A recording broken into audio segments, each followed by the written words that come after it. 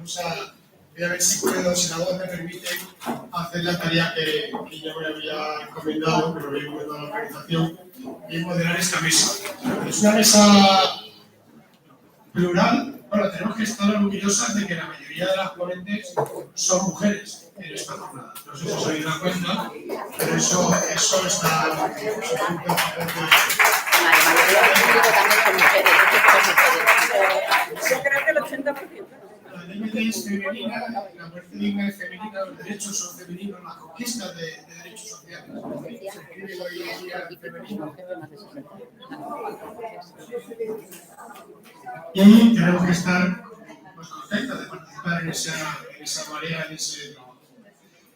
Son tres personas muy distintas porque queremos tratar tres aspectos muy importantes de la ley. Elisa, que es la que está en la esquina, es funcionaria de la Junta de Castilla y León, es una experta en derecho administrativo.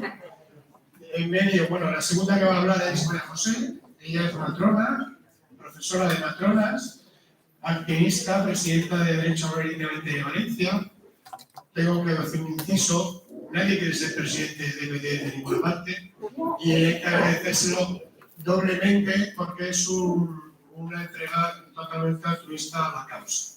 Sí, nosotros estamos convencidos y siempre lo decimos que desde nuestro granito de arena contribuimos al bien común y por eso se lo hace también. Y por último, bueno, la estrella de la tarde sin duda es Nuria. Nuria es una crack de este tema ya muchos años.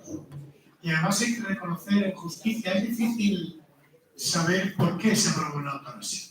Si es que ese día Pedro Sánchez se dio un golpe en la cabeza, porque llevaba muchos años.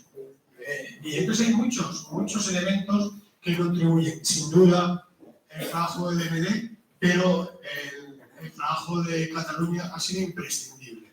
El Observatorio de Bioética y Derecho de María Casado, Instituto Borja de Bioética del jesuita Francesc Sabel, la Comisión Consultiva de Bioética, Comité Consultivo de Bioética de Cataluña, con Broggi y compañía, siempre han estado ahí haciendo doctrina, estudiando, trabajando.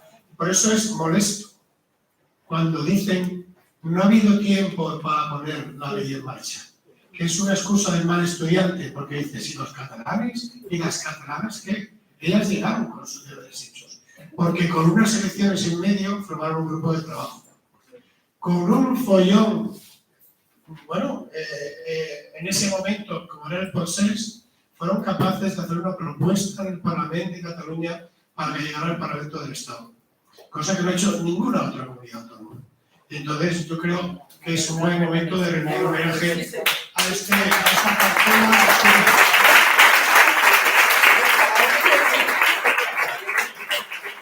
Cada uno con suyo.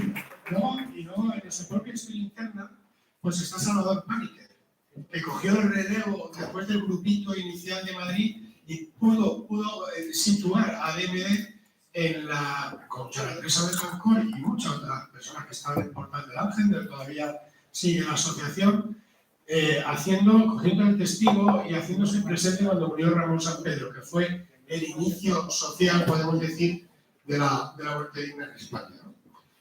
Entonces, bueno, se acabaron las presentaciones y habíamos pensado esta mesa como un diálogo, ¿no? Con Elisa, cuando se aprobó la ley decíamos, es una verificación administrativa, pues qué bien, esto es como si llevas los papeles para cambiar el titular del coche, lo tienes todo, te ponen el sello y ya tienes el permiso de circulación a tu nombre, ¿no? Pero no es así, ¿no? Y esa sería la primera pregunta, es que nos explicaras, en el contexto de la LORE, ¿en qué consiste un acto administrativo?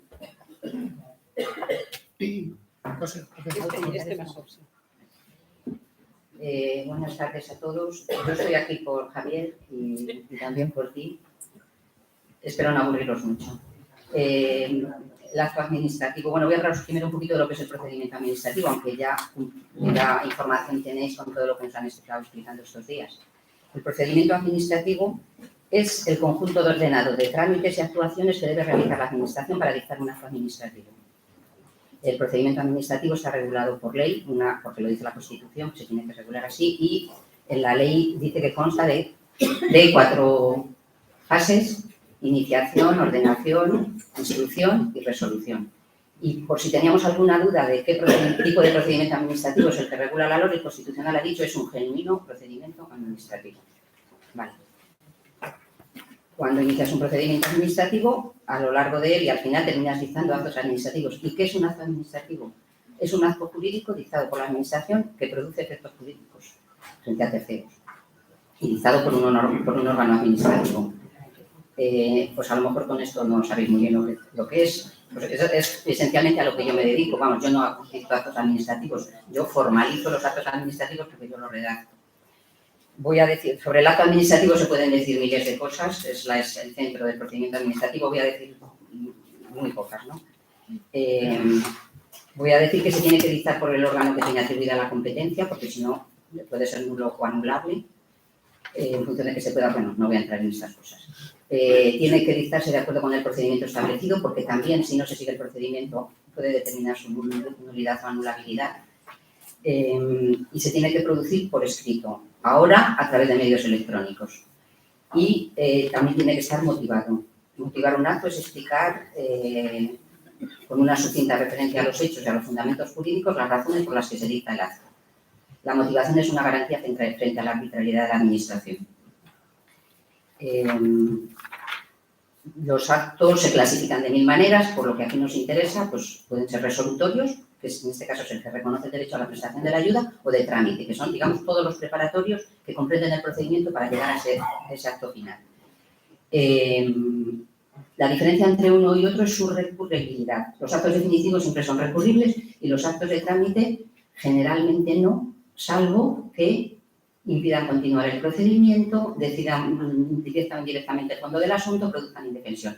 En este caso tenemos actos de trámite que son recurribles, porque sabéis que cuando el médico, el MR, deniega la prestación, el interesado puede recurrir a la comisión de valoración y luego el procedimiento vuelve para atrás, como ha dicho el Tribunal Constitucional.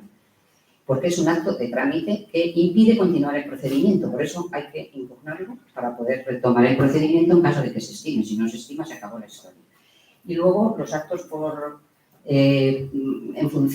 los actos se pueden diferenciar también. Otro asunto que me parece de interés es en que son reglados o discrecionales. Los procedimientos reglados son aquellos en que la autoridad que decide tiene muy poco margen para desviarse, porque la norma que lo regula fija taxativamente las consecuencias de los hechos en un juego.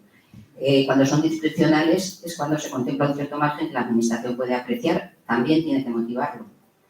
Puedo poner un ejemplo que no ha ocurrido con el tema del plazo. Si en el tema del plazo del aplazamiento, la Administración hubiera dicho el solicitante de la prestación de la ayuda podrá pedir el aplazamiento hasta un año, por poner el caso, ¿no? Y lo pide, yo qué sé, pues por un año. Pero la Administración considera que no merece tanto tiempo y le da solo 6 meses. Si hace tal cosa, lo podría hacer, en el caso de que la ley hubiera contemplado esa opción, tendría que motivar por qué. Motivarlo no de manera abstracta, sino concreta en relación con las circunstancias del caso que se enjuicia. Y no voy a decir más sobre esto. Gracias, Elisa. Cuando vemos el procedimiento, sabéis, vas al médico responsable 2 veces en 15 días, vas al médico consultor, el médico responsable recoge toda la documentación con el consentimiento informado y lo manda a la comisión. La presidencia de la comisión nombra una dupla, una médica y una jurista, que hacen una verificación previa, que además es vinculante en caso de que sea favorable. Por otra parte, si el médico responsable o el médico consultor, segundo escalón, o la dupla en el tercer escalón, ojo, cada uno contradiciendo al anterior, es decir, si tú llegas al médico consultor, contradice y te hace un informe desfavorable, es un informe desfavorable que contradice lo que ha hecho un compañero o una compañera, cosa habitual en medicina por otra parte, ¿no? Y la dupla lo mismo, contradice lo que dice el médico responsable y el médico consultor que han hecho un informe favorable. Todo eso, si tú lo recurres, va al pleno de la comisión. Y entendíamos que son dos tipos de verificación distinta. Nosotros nos gustaría que en el manual de buenas prácticas dijera que la dupla, su trabajo consiste en constatar prácticamente en comprobar que ha habido médico responsable, médico consultor y el tema de la edad, nacionalidad, residencia, etcétera, ¿no? Y capacidad de información, lo que aparece en todos los documentos, ¿no?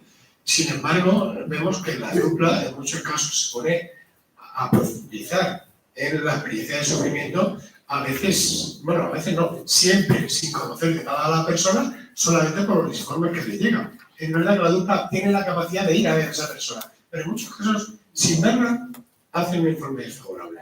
Me gustaría como que se impusiera, entre comillas, no se puede hacer así, pero que en ese acto administrativo, en esa verificación previa, lo de la dupla fuera un poco como rutinario, por decirlo así, formal, y lo de la comisión al contrario.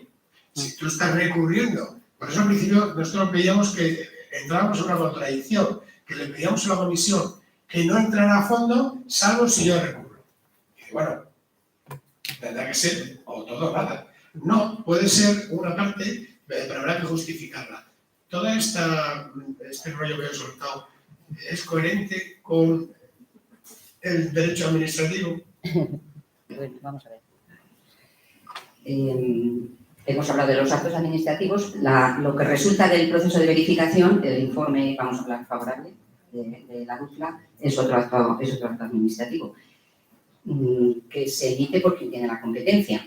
Bueno, voy a repetir un poquito. ¿Quién tiene la competencia? La pareja, médico-jurista, o en el caso de que estén en desacuerdo y no logren un informe favorable o desfavorable, esa verificación la hace el pleno. Además, para que llegue este momento, este trámite procedimental, es necesario que MR y MC hayan dictado sendos informes favorables. Sin eso, no pasa la verificación.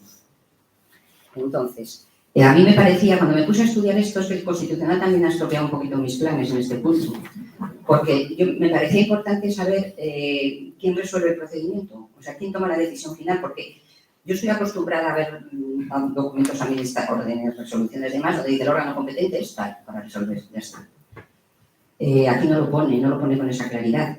Pone que el informe favorable de la dupla servirá de resolución a efectos de realización de la prestación. Es como si fuera una ficción. Y el artículo 8.5, cuando habla de la remisión que tiene que hacer el médico responsable a la Comisión de Garantía de todo el expediente para la verificación previa, dice antes de la realización de la prestación.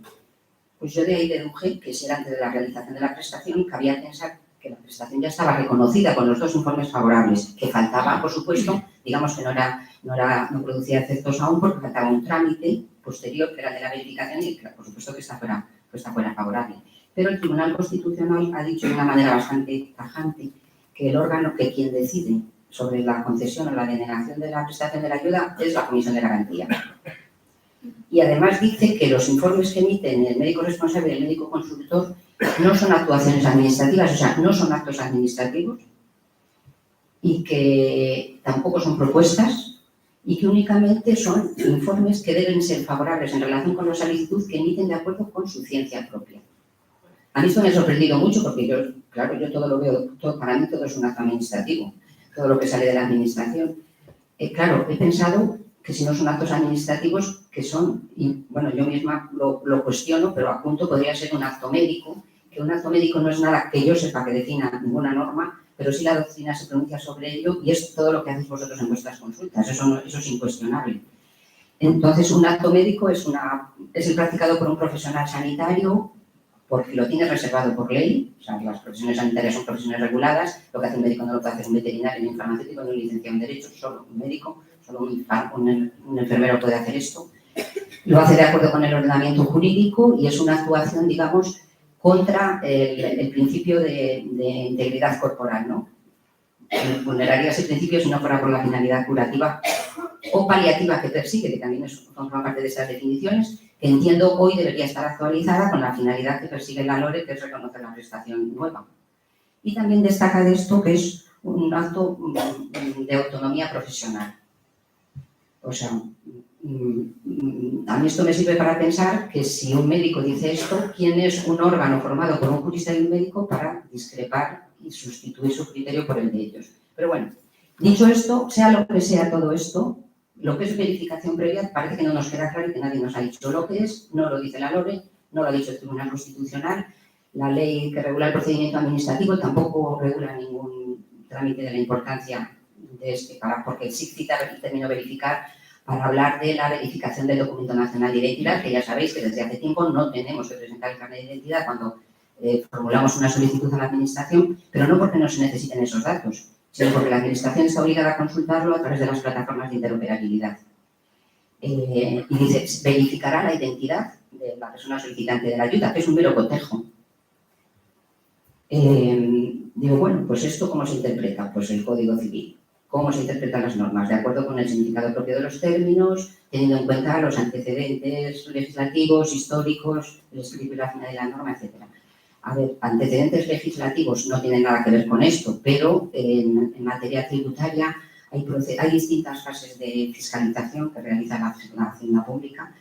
Entonces, hay uno que es el más simple de todos, que se llama de comprobación de valores. Entonces, cuando la Administración inicia un procedimiento de comprobación de valores, tiene que llegar hasta el mero cotejo de lo que sea, pero nada más. O sea, compruebo que esto es igual que esto, no pasa de ahí. Y el término es el mismo. Entonces, esto aplicado al reconocimiento de la prestación de la ayuda para morir, que es verificar la verdad. Bueno, se me ha olvidado decir qué dice la Real Academia que quiere decir. Verificar quiere decir comprobar o examinar la verdad de algo. En este caso, la verdad que tienes que examinar es la de la documentación con la que cuenta quien va a realizar esa tarea con la LORE. Y la documentación con la que cuentas, todo el expediente que le ha remitido el médico responsable, más la consulta que contempla la ley que puede hacer a la historia clínica o las entrevistas que puede realizar a los médicos y a la propia persona solicitante de la ayuda. Estas posibilidades entiendo que están previstas para cuando no le quede algo claro del expediente y de la documentación. Por ejemplo, vamos a suponer que deciden, eso que no hacen nunca, entrevistarse con el paciente, con el solicitante de la ayuda. ¿Qué pueden hacer con él? Pues no pueden hacer todo lo que hace el médico responsable, no pueden hacer con él un proceso deliberativo que ya se ha hecho. Pueden hacer la consulta concreta que pretendan resolver para poder decir sí, esto ha sido así o no, y entonces mi informe va a ser desfavorable. Tampoco le tienen que informar sobre sus posibilidades terapéuticas, salvo que tengan en esa específica duda, ¿no? No tienen que repetir todo el proceso. Porque además eso, se me ha olvidado deciros, el procedimiento administrativo, aunque nos parezca mentira, está presidido por los principios de economía, celeridad y eficacia. Es así. Parece mentira, sí. Parece mentira, pero es así. Pero bueno, es así porque tardan, pero no es así porque la administración diseñe procedimientos donde duplica dos veces las cosas. Eso de ordinario no lo hace. Quiero decir, tenemos que entender que la fase del artículo 8 no puede ser la misma, ni siquiera parecida a la del artículo 10. Porque eso no tiene sentido, hacer dos veces la misma cosa, una detrás de otra. Es otra cosa lo que se hace. Entonces, lo que se hace es esa mera comprobación de hecho. A ver, también quiero decir que me estáis oyendo decir a mí esto y a lo mejor os convenzo, no quiere decir que esto sea así, porque en derecho no hay certezas, y menos en este tipo de asuntos. Esto es una opinión de parte, de nuestra parte. Es lo que yo argumentaría si tuviera que defender esta tesis, ¿no? Más o menos. Si alguien la comparte, genial, y si no, pues argumentará también lo contrario. Entonces, bueno, pues hemos quedado en que no se tiene que volver a repetir el procedimiento porque no es eso lo que dice la norma. Y si la comisión de la dupla hace lo que no debe y evalúa, estaría dictando en esa parte que se extralimite sobre sus atribuciones un acto administrativo, una parte del acto administrativo para la que no tiene competencia. Y si no tienes competencia para decir algo, esa parte sería nula. Porque tú no puedes hacer lo que quieras. Ya que lo tengo aquí y estoy por encima y soy el siguiente, voy a hacer todo esto. No se puede hacer eso. También considero que la verificación supone que esas discrepancias que yo entiendo que tienen que existir, porque existen en todo, y en esto que no es pura matemática, las hay. Si los verificadores tienen discrepancias con el resultado al que han llegado, con el MR y MC, no las pueden sustituir, porque no es su tarea. No es lo mismo decir no se han cumplido los requisitos, esto no se corresponde con esto, con decir yo lo habría hecho de otra manera porque mi criterio es diferente. Si tu criterio es diferente, lo podrás llevar adelante cuando seas médico responsable y médico consultor, pero cuando estás ejerciendo estas funciones, tu opinión no vale más que la de los otros. Todo esto está lleno de matices y desde luego se tiene que valorar en el caso concreto, ¿no? Creo que hay aspectos relativamente fronterizos. Esto Hacienda lo tiene clarísimo, ¿eh?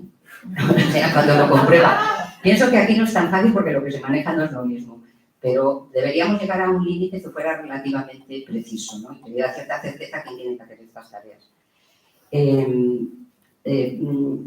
El Constitucional, he dicho que no ha dicho nada sobre esto. ¿Perdón? Un minuto. ¿Que te queda un minuto? Ah, que me queda un minuto. No, pues me queda un minuto corto, porque iba a hablar únicamente de tres aspectos que ha contemplado la sentencia del Constitucional, que yo creo que servirían como aval, un poco por los pelos, ¿no? Quizá, pero no las digo. Sí, vale. Porque creo que a lo mejor Nuria quería comentar algo ahora. Bueno, No sé si ahora o luego cuando me toque. Pero bueno, ya que estamos en un diálogo, no, yo déjame discrepar cariñosamente de ti. Tú sabes mucho más administrativo que yo.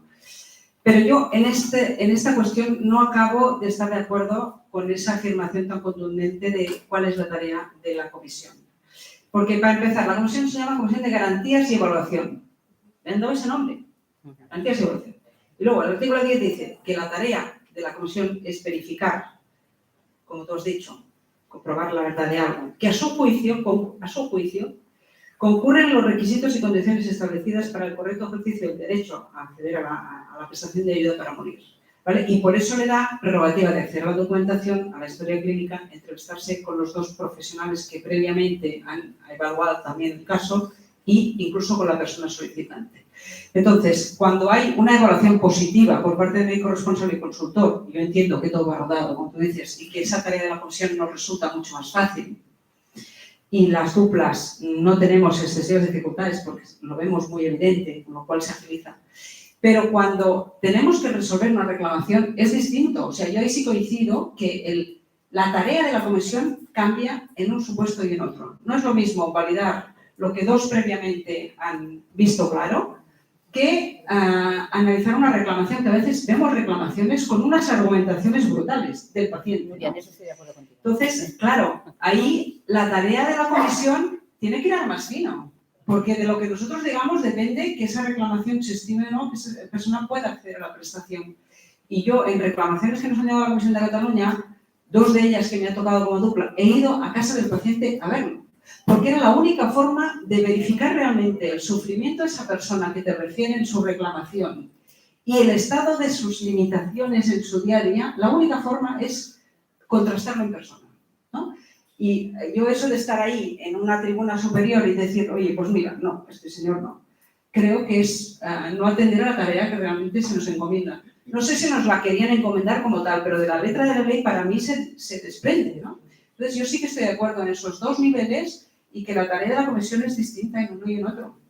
Solo quería decir eso. Creo que me vas a preguntar eso ahora, ¿no? No, ya no me preguntas más. Ya no te Vale, pregunto más. pues me he comido la última parte porque esa sí que la quería contar, que es la que has explicado tú. ¿La quieres comentar? Sí. Vamos a ver, pero sobre todo quiero contar el punto de partida del que venimos. Cuando ocurre la verificación previa, el paciente tiene dos resoluciones favorables. O sea, todo va rodado. Cabe pensar que lo siguiente va a ser que sí. Pero además es que eso forma parte del procedimiento, no es una cosa que se pueda evitar. Lo máximo que puede pasar es que le digan que no, pero se puede decir que no.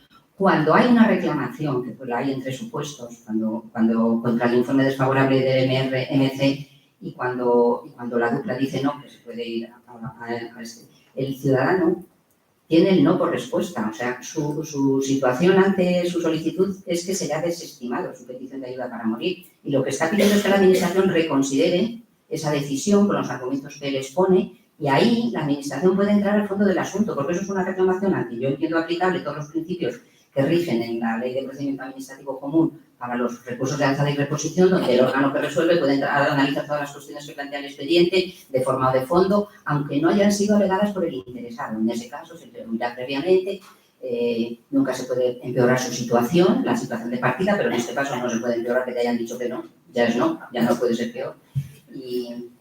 Y bueno, y siempre la respuesta tiene que ser congruente, que eso, digo, estoy diciendo lo que consiste en la resolución de un recurso, tiene que ser congruente con lo pedido por el solicitante. Entonces, no es que haya dos niveles de verificación, la verificación forma parte del reconocimiento de la ayuda a la prestación.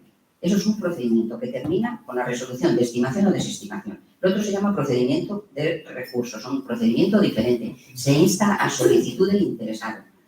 Y es una posibilidad de revisar que existe en la Administración como garantía para que el ciudadano pueda, frente a ella, a argumentar su posición jurídica sobre sus derechos. Hay quien dice que es una ventaja para la Administración y un inconveniente porque le obliga a esperar a la resolución para poder ir eventualmente ante la jurisdicción contenciosa administrativa, pero es lo que hay y esto es lo que ha reconocido. Entonces yo considero que en un asunto la verificación ha de ser más formal y las reclamaciones se puede entrar al fondo de todo. Y ya está. Sí, hay un caso en Andalucía en el que el presidente de la comisión consultó al ministerio si la persona que había recibido un informe desfavorable de la comisión del pleno al recurso tenía la obligación de ir al contencioso administrativo o lo podía solicitar otra vez. Y afortunadamente el ministerio dijo que lo del contencioso era una opción, no era una obligación, que lo pidiera otra vez y bueno, yo creo que todas las personas que estamos aquí somos conscientes de que detrás de cada procedimiento, detrás de cada palabra hay seres humanos. Hay biografías que se han terminado y por eso son personas que quieren morir. Y bueno, pues una enfermera es alguien muy adecuado para conciliar ambos mundos, ¿no? El mundo de la ley, del BOE, que necesariamente tiene que poner en palabras, de ahí la importancia de esto que llaman la biótica narrativa, ¿no? La lore, sobre todo, es contar una historia. Ahí es donde está el meollo de la cuestión. Y ahí es donde no sabemos hacerlo, porque no todo el mundo sabe escribir en un papel. Por eso son los escritores que han ido aprendiendo. Y la médica, la enfermera, tiene que contar. Y la persona a veces no sabe ni siquiera contar su sufrimiento, pero tiene claro que quiere morir. Aquí no hay que convencer a nadie de nada, ¿no? Lo primero es, estamos en la Comunidad Valenciana, ¿cómo está funcionando esto aquí? Tú que eres una observadora privilegiada. Buenas tardes. Lo primero que tengo que aclarar es que no soy presidenta de Valencia, presidenta del País Valenciano, la Comunidad Valenciana. De los tres, no por nada, sino por contemplar todo el territorio y todas las personas que lo conforman. Bien, como veréis en esta mesa, bueno, pues parece que hay una raya por aquí y aquí hay una parte que se habla mucho de administración y jurista y aquí somos otra parte un poco más pedestre. En cualquier caso, sí, más pedestre en el sentido de más de actuación, bueno, somos la parte sanitaria, sí.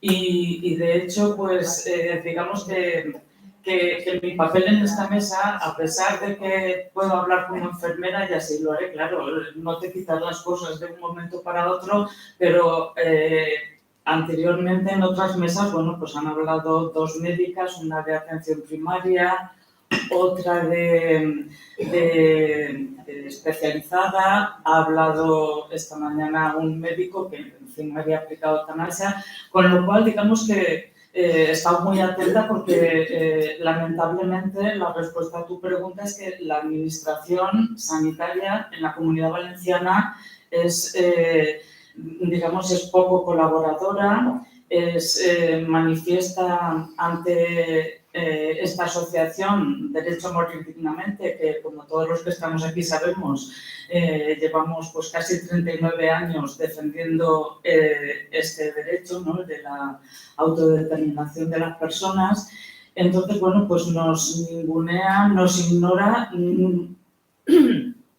ante cartas escritas, bueno, pues como lo que le he leído esta mañana a Antonio. O sea, él tiene una vivencia que es: nadie nos apoya, no nos informan de nada, nos vamos buscando la vida y de hecho yo sé de distintos territorios, como uno sería aquí en el Departamento de Salud de Gandía, pero son casos concretos, Tabrones de Vallina, pues que se juntaron un grupo de profesionales, enfermeras y médicas, vieron que se aprobaba la ley, que iba a suscitar problemas y dudas y preguntas y se formaron, hicieron un grupo de referentes. como he visto en la Ribera esta mañana, bueno, pues hay un referente, por lo que veo no es un grupo en general.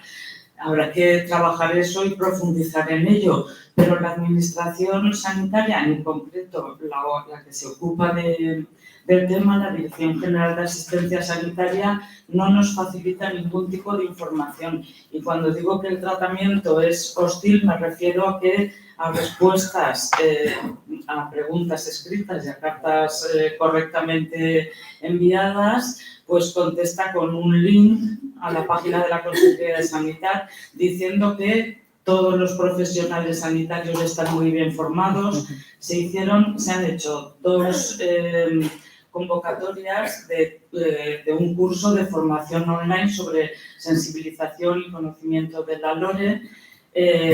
Por supuesto, voluntario, o sea, nada de tantas personas por cada departamento ni nada por el estilo, sino que en el primero llegó a 1.059 personas, no sé cuántas lo resolvieron porque tiene una evaluación. En la segunda edición han sido 109 personas, profesionales de la sanidad, que se han apuntado, de los cuales solo 38 han superado las preguntas que se les hacían. Y por distintos departamentos, pues en función de esas personas que Fernando Sanz llama a los del medio, pues ha sido una actitud pues un poco de laissez-faire, ¿no? De, bueno, pues quien ha tenido interés, como en el Departamento de Salud Clínico Malvarrosa, pues lo ha llevado adelante, ha hecho formación y demás, pero en otros departamentos pues nos encontramos, porque realmente a quien estoy representando aquí es a la ciudadanía, ¿no? El conocimiento que tiene la asociación por socias y socios y no socias y no socios, porque somos una asociación considerada como de utilidad pública, pues hemos recogido información y hemos dado, bueno, pues nos hemos encontrado con profesionales de la sanidad, médicas y médicos, a los cuales hemos tenido que decirles dónde estaba el primer documento, el segundo, que era una copia del primero, cuando tenían, o sea, toda esa información para profesionales sanitarios hemos tenido que ofrecerla. Y lo más lamentable es que en este momento, pues, preguntada las responsables de la Consejería de Sanidad, que no el conseller, tengo que decir que la Dirección General de Asistencia Sanitaria, preguntada por cuántas personas lo habían solicitado, es la única información que he recibido, que creo que son 54, pero ni sé cuántas a ese informe que se tenía que haber enviado al Ministerio y demás. La primera respuesta fue no reconocer la autonomía sanitaria, es decir, que aunque tengan que enviar el informe a Madrid y sea el Ministerio quien lo haga público, pero tenemos derecho a la ciudadanía que nos informen de qué es lo que está pasando aquí. Esa respuesta no ha llegado, ni los casos en los cuales no se ha llegado a tiempo, ni los casos que se han denegado, es decir, cualquier información. Por ejemplo, de las primeras preguntas queríamos saber los componentes de la Comisión de Garantía y Evaluación. Pues hubo dos respuestas. La primera fue que, bueno, que eso era muy complicado y que habría que consultar con el gabinete jurídico y demás. Y en la misma conversación, la segunda fue, bueno, es que imagínate que se haga público y que la gente de Vox les pueda hacer algo, como si viviéramos aquí en la Consejería de Sanidad de la Comunidad Valenciana, fuera un planeta ajeno directamente a lo que pasa en Cataluña, Navarra, La Rioja, etcétera, otros sitios. Entonces, una situación muy lamentable en ese sentido. Sabemos más o menos qué es lo que hay que hacer, ¿no? O sea, hay que hacer un protocolo de respuesta a una solicitud de eutanasia en todos los centros sanitarios públicos, privados y sociosanitarios, en cada hospital, en cada servicio de neurología, en cada residencia de mayores. Ojo, no necesitamos que todos los médicos se comprometan. Necesitamos que todas las solicitudes se resuelvan, que es muy distinto. No necesitamos a la mayoría de los médicos y las médicas. Necesitamos a unos pocos médicos y médicas que que se comprometan a tramitar esas solicitudes, que por naturaleza, por la propia naturaleza humana, lo que es morir voluntariamente, estar en ese proceso eutanásico, contexto eutanásico de deterioro, sufrimiento, terminalidad, etcétera, pues van a ser el 1%, el 2% de las personas que fallecen cada año. El 90 y pico % seguirá falleciendo con un proceso natural, con paliativos, en su residencia, donde sea, ¿no? Y ya, desde un punto de vista más personal, tú que has tratado tanto con médicos, ¿por qué crees que les cuesta implicarse? Yo ayer se lo comentaba a una compañera que hablaba de la formación, totalmente de acuerdo, pero esto es como cuando ahí la gente viene a la asamblea de DMD y nos quejamos de la gente que no viene. Bueno, no solo digas a ellos, sino solo a los que no vienen, ¿no? Es decir, los médicos que se preocupan, se forman, hay que hacerlo más fácil, y yo creo que al final es un tema de compromiso personal, de que no tanto de sufrimiento, sino de respeto a la libertad asociada a ese valor dignidad, ¿no? ¿Por qué ponen tantas pegas? Habría que preguntarles a ellos. Voy a hablar ahora solo como enfermera, y fijaros que otra cosa que quiero, aprovechando que tengo el micrófono y ahora estoy en uso de la palabra, bueno, pues el poco valor que se le da a las enfermeras y enfermeros, que en el fondo son quienes canalizan la vía y en la mayoría de los casos quienes administran la medicación. O sea, que entiendo que son los que más tendrían, si hubiera que objetar o que plantearse esas cosas, deberían ser enfermeras y enfermeros. Mira, es evidente que las personas, sobre todo las personas que ejercemos una profesión, pues tenemos que el primer argumento siempre es la falta de formación. Eso es evidente. Necesitas formarte, pero claro, precisamente no es que... O sea, entiendo que simplemente con el manual de buenas prácticas, leyéndolo, no hace falta ninguna cosa más. Entonces, me da la impresión de que por un lado, yo sé que aquí en la Comunidad Valenciana se han hecho bastantes eutanasias, es decir, que aquí no es la cantidad, sino la calidad. Diría que se han hecho suficientes eutanasias. Pero en ese caso lo que quisiera es pues, reconocer que entiendo que como en todas las profesiones y en la nuestra pues pasa exactamente igual, ¿no? Que hay personas muy comprometidas y en nuestro caso pues con el sufrimiento ajeno y con cumplir, no sé cómo decir, si es una ley que es una prestación del Sistema Nacional de Salud, pues con aplicar la ley y cumplirla y ver de cerca el sufrimiento ajeno y que una persona te lo argumente, pues es suficiente y es muy de agradecer y muy de reconocer a los profesionales que la llevan adelante como Toño esta mañana, tal y como nos ha explicado, ¿no? Que es una voluntariedad. Por otro lado, ¿qué pasa con el resto de personas? Pues ya se ha tratado en esta mesa.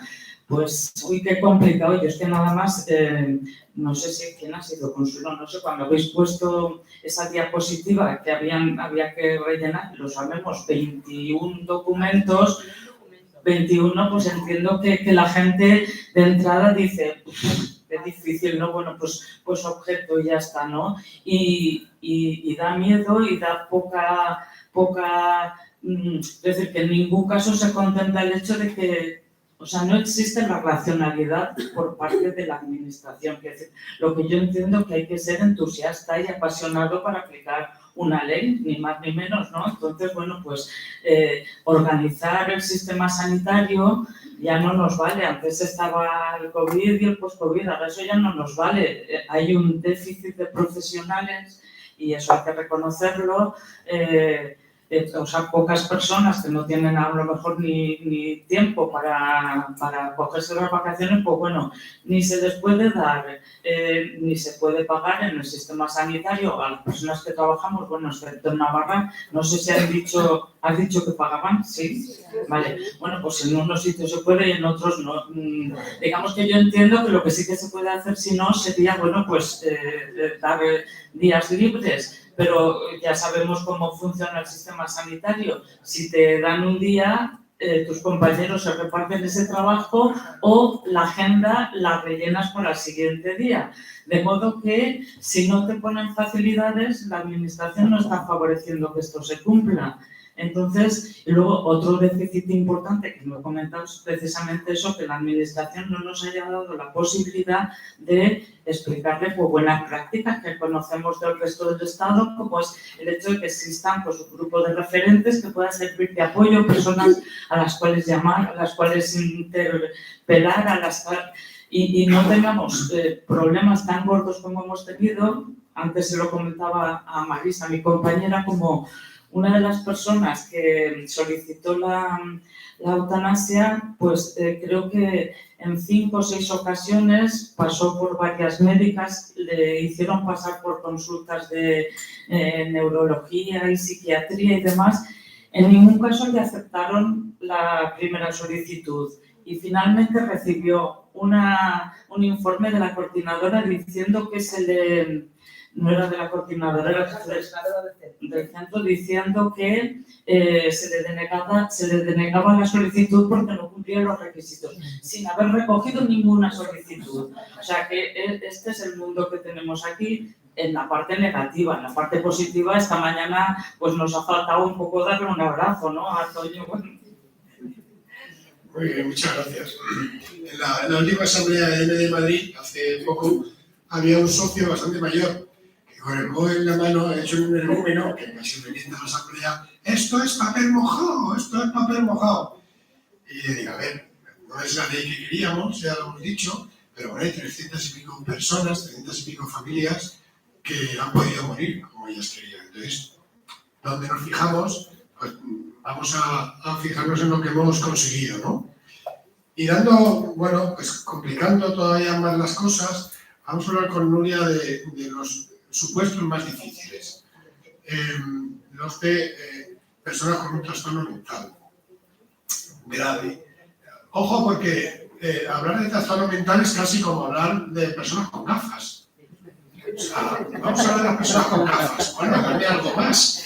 Como el juego ese de quién es quién. Y es hombre o mujer. Y es rubio o es moreno. Entonces vas definiendo de como si habláramos de los tetrapléjicos. Cuando hablamos de Ramón San Pedro, no. Todo el mundo sabe que habla de Ramón.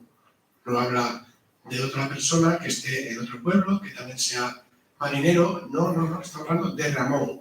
Y aquí no se trata de divagar sobre, que esto se presta mucho a algunos, sobre el trastorno mental en la sociedad, la locura de Foucault, de cuando tal. No, sino de si la persona que ha pedido ayuda para morir tiene una situación de padecimiento grave, crónico e imposibilitante.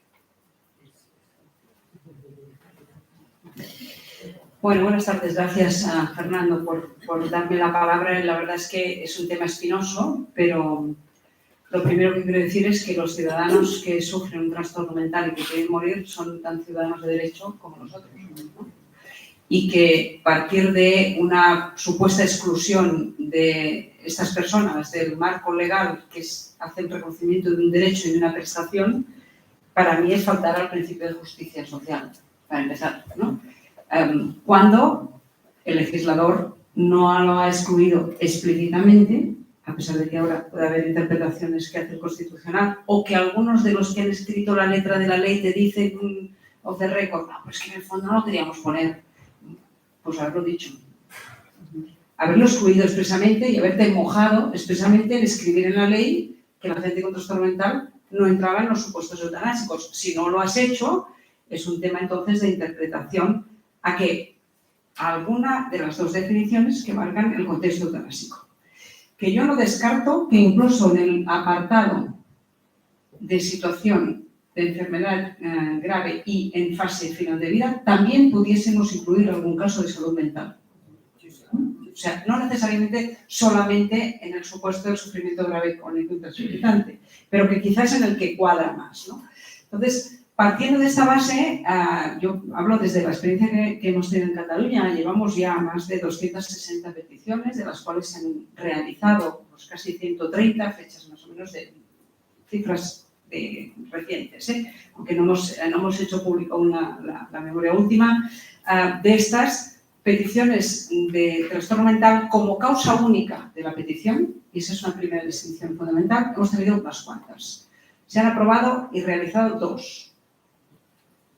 Alguna otra se ha rechazado y alguna ha quedado por el camino porque la persona pues, se ha hecho atrás o lo que sea, ¿no? 2 se han realizado. Entonces, y no somos la única comunidad autónoma, porque Navarra tiene también un caso que se ha llevado a cabo y otro que fue al contencioso, que el contencioso no le dio la razón, pero que la sentencia dijo, en todo momento reconocemos que la salud mental entra dentro del marco de la ley, ¿no? Ahora el Constitucional dice lo contrario. Bueno. A partir de ahí que cuando llega una petición de este tipo, para ver dónde encaja y si encaja, la primera distinción que nosotros hicimos en un documento de trabajo es, bueno, ¿de qué estamos hablando? Como dices tú, Fernando, ponerle contexto, ¿no?, al caso. Es una situación en que realmente hay, además, una enfermedad, dile X, que se añade al sufrimiento psicológico y al trastorno de la persona, o no. Es solamente la patología mental la que fundamenta la petición, esa es una primera distinción importante hacer.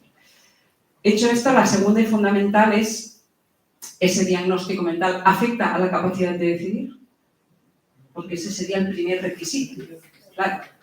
Afecta a la capacidad de decidir porque si afecta, porque si esa persona, esa situación de trastorno es la que en ese momento le está alterando su capacidad de entendimiento, su capacidad cognitiva y volitiva, como decíamos los juristas, para saber qué es lo que está pidiendo, ahí ya tenemos un primer escollo. Pero es que en muchas de estas peticiones esa voluntad es plenamente consciente. La persona sabe perfectamente lo que está pidiendo. Son perfiles de pacientes que llevan años enfermos, que han probado un montón de terapéuticas, han pasado por todos los fármacos, algunos han hecho electroshock, han hecho psicoterapia, ¿no?, y han fracasado en todas estas terapéuticas. Y esa persona vive con un sufrimiento horrible. Entonces, ¿dónde lo enmarcamos? Sufrimiento grave, crónico, imposibilitante, que sería la opción más fácil de visualizar, ¿no? ¿Qué nos dice la norma? En primer lugar, la describe como una situación. ¿No? Es que muchas veces hay que leerse la ley, porque partimos del concepto que tenemos más o menos visto, pero repasar qué dice la ley literalmente, yo me la he repasado mil veces, y mira que llevo tiempo con esto, pero es que, otra vez, a veces tengo la necesidad de ver cómo lo dice, ¿no? Situación. Situación que hace referencia a limitaciones, que inciden directamente sobre la autonomía física y actividades de la vida diaria, de manera que la persona no puede valerse por sí misma. ¿Cómo? Así como la capacidad de expresión y relación. El así como, en la Comisión de Cataluña lo hemos discutido. ¿Qué significa así como? ¿Significa y o significa o? Es que es muy importante, porque si llegamos a la conclusión de que significa y, es que no entraría casi ningún caso. Porque situaciones de limitaciones para la vida diaria, tal, y que además te impidan expresarte, relacionarte, no son tantas, ¿no? Por tanto, tiene que ser o, ¿no? Y hemos ido incluso a los diccionarios y la interpretación más afinada del tema, ¿no? Entonces, la persona con trastorno mental tiene estas limitaciones. No sé, creo que estoy contestando preguntas que me bueno, cuando esta persona te refiere a este sufrimiento y dice, mire, yo no puedo salir de mi habitación, soy incapaz de ver a nadie, soy incapaz de prepararme la comida, soy incapaz de ver a mis hijos que están en casa y que a lo mejor hace 3 días que no me veo capaz de salir del cuarto para verlos, ¿no? Estas realidades existen. ¿Esta persona tiene limitaciones para su vida diaria? Todas las del mundo. ¿Es una persona que está en silla de ruedas, que no puede hacerse el aseo? No. ¿Y eso lo excluye? No. Para mí no. Vaya, y por lo menos como estamos interpretando nosotros la ley, no. Porque es verdad que los médicos, y ahí vuelvo al tema de la evaluación, nos hemos encontrado peticiones de patología mental como base, en que el psiquiatra de entrada lo rechaza, porque dice, no cumple requisitos, es que este señor se puede asear, se puede vestir, puede comer. Bueno, vamos a ver, pero el sesgo de que esas limitaciones no son las puramente objetivables que todos más o menos tenemos en la cabeza, ¿no? Nos lo tenemos que quitar porque la persona en su cabeza las tiene esas limitaciones y las sufre, ¿no? Entonces, yo creo que este es el punto clave de interpretación. Una vez damos por hecho que la persona con diagnóstico de trastorno mental tiene capacidad de entender y querer y sabe lo que pide cuando pide la ayuda a morir, el segundo punto es validar que su situación de sufrimiento le genera esas limitaciones que la limitan. Después vamos a los preguntas. Mejor explicar un poco. Una vez un señor que tenía un cáncer terminal, ya era crítico de arte, me enseñó un poema de un escritor que se llama William Yeats, que le dieron un premio Nobel de literatura. Y este fragmento dice así: oh castaño frondoso y floreciente, eres la hoja, el tronco, la flor, oh cuerpo mecido por la música, visión brillante. ¿Cómo podremos distinguir al que baila del baile? Y yo utilizaba esta metáfora para preguntarme, ¿cómo puedo distinguir el sufrimiento del que sufre? Son lo mismo, la misma entelequia, la misma complejidad. Cuando una persona te dice, no puedo más, yo vivir así, no puedo más. Decía uno, no es mi pierna la que me duele, soy yo el que sufre. Y con el marco biológico, conceptual, clásico de la medicina, siempre tendemos a buscar la lesión. Por eso la sentencia del Tribunal Constitucional nos ha arrebatado un poco a todos, porque de pronto sale por peteneras hablando de la enfermedad de origen somático. ¿Pero qué es eso? ¿Qué es eso? Todo es somático, todo es soma, no. Aunque podamos hablar del alma, de la vida espiritual, pero entendemos que este es el único mundo conocido y con este es con el que trabajamos. ¿Cómo abordáis esto del sufrimiento? Como que parece que hay un sufrimiento de primera, el enfermo terminal de cáncer que hace vida cabasillón, el enfermo de ELA, que se ha quedado en silla y que su cuerpo poco a poco es una cárcel que le va apretando, que dejó de correr, que dejó de montar en moto, de jugar al fútbol, de coger en brazos a sus hijos. Me acuerdo de un señor que además tenía un pasado turbio en el Ministerio del Interior que no me quiso contar, un tío muy grande y tal, en la época dura de la ETA y tal, y decía, no poder coger a mis nietos en brazos, esa es la felicidad más grande para mí. Quiero morir, y si no encuentro un plan, me voy a tirar, y vivir en un piso muy alto. ¿Cómo se distingue un sufrimiento de otro? ¿Qué os llega a vosotros? Bueno, es lo que te decía, ahí tenemos que poner mucho en valor lo que refiere la persona. Es que es muy difícil intentar objetivar eso, ¿no? Porque bueno, en el dolor físico podemos tener escalas de dolor, ¿no? Podemos más o menos parametrizar, más o menos, porque el nivel de soportabilidad del dolor también difiere de una persona a otra, ¿no? Pero claro, el sufrimiento psíquico-emocional, eso es muy difícil. Entonces, tú tienes que dar legitimidad a lo que te refiere la persona. A partir de ahí puedes validar ciertas cosas, ¿no? Lo que te decía, ¿no? Pues esta persona es capaz de desenvolverse en su día a día, es capaz de ir a trabajar con ese sufrimiento que te refiere, es capaz de... Y a lo mejor algunas de estas cosas te pueden dar una pista. Pero aún así yo creo que hay que ser muy honesto de poner en valor cómo te está expresando la persona ese sufrimiento. Claro, hay los profesionales que más pericia tienen en poder validar esto, son los profesionales del campo de la psiquiatría, ¿no? Un debate que hemos tenido respecto a esta cuestión es ¿qué tiene que ser el MR, que a veces esas siglas se hacen MR, de un caso de salud mental? Su psiquiatra, y los psiquiatras te dicen, oye, es que nosotros esto de poner la medicación por la vía y tal, si me toca hacerlo a mí, ¿no? Yo digo, bueno, oye, lo primero es asumir esa responsabilidad, esa tarea. Después ya veremos qué soportes tienes y quién te ayuda, ¿no? Pero muchas veces es el médico de familia, nuevamente, a quien le llega esa petición, y luego el médico consultor, que el psiquiatra que lleve a ese paciente será idóneo, seguramente, ¿no? Ahí quiero hacer una pequeña crítica al manual de buenas prácticas, porque dice que el médico consultor, se ha salido esta mañana, no tendría que conocer de nada, ¿no? Y creo que es una absurdidad, y se ha dicho por la mañana, estoy totalmente de acuerdo, es que al revés, aporta mucho más valor una valoración por alguien que ya conoce al paciente que no alguien que no lo ha visto nunca. Pero siempre hay esa sospecha, fijaros que detrás de esto hay la sospecha de que pueda haber ahí, ¿qué sospecha? Lo que se trata es de validar si esa persona está en esa situación o no, ¿no? Pues quien mejor le conozca, mejor puede hacer esto. Bueno, dicho esto, tenemos que, primero, poner en valor qué tipo y cómo describe el sufrimiento de la persona y, segundo, apoyarnos en el criterio clínico de los profesionales de salud mental, ¿no? De momento en Cataluña esto es lo que estamos haciendo. Es decir, y en algún caso en que hay dudas, incluso hemos llegado a pedir una interconsulta más, ¿no? Es decir, oye, no acabamos de verlo claro. En la comisión de Cataluña tuvimos que ampliar el número de duplas porque no dábamos abasto. Y había semanas que teníamos 2 o 3 casos, ¿no? Y en esa ampliación propusimos al conseller que incluyese 2 psiquiatras, que no había ninguno. O sea, los médicos que había de las duplas, ninguno de ellos era psiquiatra, ¿no?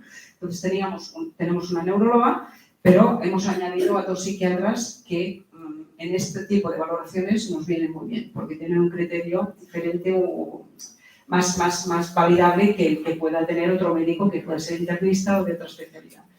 Y así es como trabajamos, es decir, como os decía, poniendo en valor esos 2 elementos. Entonces, hay otra cuestión que en el documento que elaboramos quisimos también ponerla por escrito, que es qué trayectoria de enfermedad pedimos a esa persona, en el sentido de que evitar que sea una petición debutante por una enfermedad que todavía no tiene recorrido terapéutico o que quizás seguramente no hemos podido ofrecerle todas las herramientas de ayuda que estaban en nuestra mano, ¿no?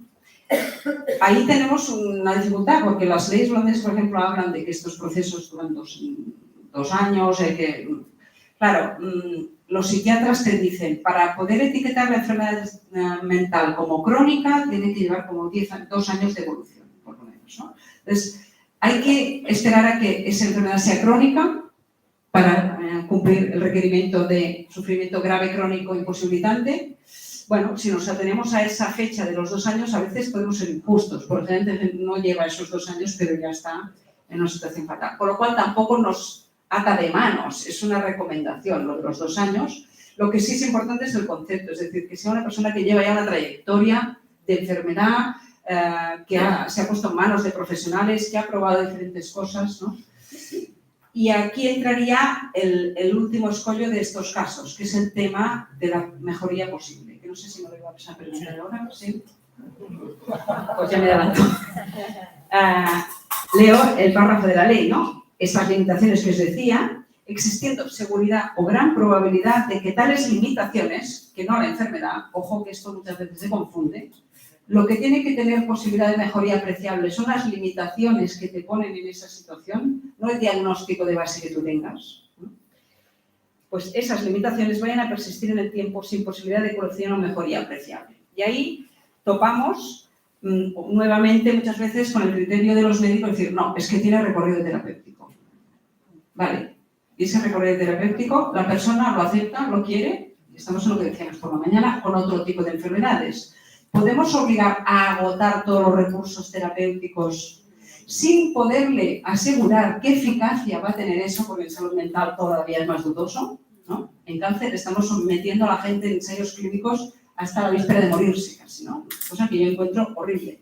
Pero bueno, si la gente lo acepta, pues a saber qué humo le hemos vendido para que lo acepte. Pero en salud mental, ¿qué eficacia podemos ofrecer o garantizar ninguna, a esa persona cuando decimos, oiga, tengo una opción para ofrecerle, ¿por qué no la exploramos, ¿no? Hay que ser muy honesto ahí de ver qué posibilidades. Otro día una psiquiatra me decía, ahora hay un tratamiento para la depresión mayor que se está presentando bastante eficaz. Bueno, vale, pues podemos dentro de ese proceso deliberativo a la persona ofrecerle esa opción. Pero ¿le podemos obligar a que la acepte y si no le deniego la prestación? Ese es el tema. ¿Por qué en salud mental somos más exigentes en que haya agotado opciones y en otras patologías no? Yo recuerdo un caso que valoramos en Cataluña, una de las dolencias que tenía el paciente es que tenía una sordera muy manifiesta, ¿no? O sea, muy mayor y tal. Bueno, se le podía ofrecer un implante coclear que le podía mejorar y dijo que no estaba ya para implantes cocleares ni nada, ¿no? Bueno, se aceptó esa opción rechazada, ¿no? No le puedes exigir que se haga esa cirugía. En salud mental nos parece que tenemos que ser especialmente exigentes en que la persona haya agotado todas las opciones. Y yo creo que ahí, una vez más, somos injustos. O sea, discriminamos negativamente a la salud mental con ese requisito. Y la última cuestión que quisiera apuntar es el tema de si la ayuda al suicidio y la prestación de ayuda a morir tiene que ser una alternativa al suicidio. Es decir, cuando hay amenaza de suicidio por parte del paciente, cuando el paciente te dice, es que si no me la prueban me voy a suicidar, como medida de coacción, a veces, es verdad. Eso nos tiene que condicionar. Condicionar no en la decisión, pero tenerlo en cuenta. Sobre todo cuando es un perfil que ya ha intentado 3 veces ese suicidio. Y dices, es que le estás llevando a una mala muerte. A una mala muerte, a lo mejor por una exigencia de valoración de requisitos que quizá con una ayuda a morir en las condiciones que la ley prevé, le estás ayudando a irse de este mundo en paz, ¿no? Entonces, no nos tiene que condicionar la toma de decisiones, pero sí que hay que tenerlo en cuenta. Y cuando valoramos la trayectoria de ese paciente, poner en valor qué ha pasado hasta aquí, ¿no? Y cómo te está refiriendo este sufrimiento que le puede llevar a decir, es que si no me voy a matar, ¿no? Bueno, esto es un poco la experiencia que nosotros tenemos allí con los temas de salud mental, que son difíciles, que nos llevan a discusiones de horas en la comisión cuando los hemos tenido, que no hay muchas veces un consenso y hay que votar, Y algunas se han llevado adelante pues, porque los votos a favor han sido más favorables que otros, y ahí la voz de los psiquiatras pues evidentemente tiene un peso. Y luego están unos perfiles de pacientes que también son complejos, que son las fibromialgias, todo este tipo de la hipersensibilidad química y estas cuestiones que tienen mucho a ver con la percepción del sufrimiento de la persona y de la sintomatología, y que aquí tenemos una batalla con los neurólogos. Con los neurólogos son muy escépticos a reconocer este tipo de patología y dicen, esto no está reconocido en ningún sitio. ¿Vale? Esta señora dice que le duele, pero no le duele, ¿no? Y a mí me da mucha gracia, digo, oye, ponte en su lugar. Si ella refiere ese dolor y lo siente así, lo podemos cuestionar, ¿no? Estamos en el paternalismo que hablábamos ayer, ¿no? No, es que no sufre suficiente. Es que esto que dice, lo dice, pero en el fondo no tiene un diagnóstico esta señora. Esos son casos difíciles. Me consta que en algunas comunidades también habéis tenido alguno similar. Y hasta aquí, lo que tú quieras más. Muchas gracias, Nuria. Hemos hecho un repaso a estas situaciones difíciles, al tema administrativo, a la realidad de la Comunidad Valenciana, con todos sus territorios. Y bueno, es el tiempo de palabras. Si alguien quiere comentar algo, adelante.